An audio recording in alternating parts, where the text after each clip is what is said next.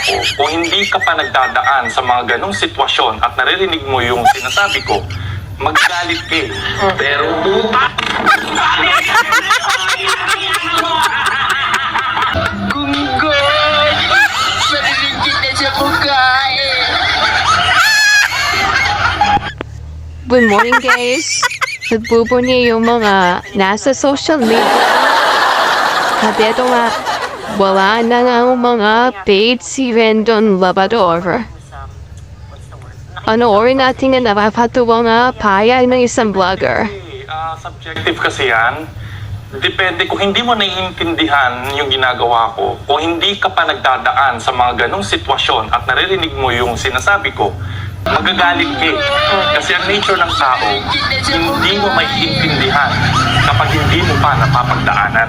Laban na si Rendon.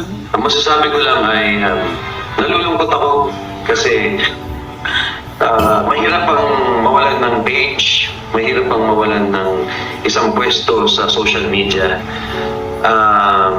Ayaw ko naman na mangyari yun kay Rendon kasi as a content creator, that is one of the worst nightmares that you can experience as a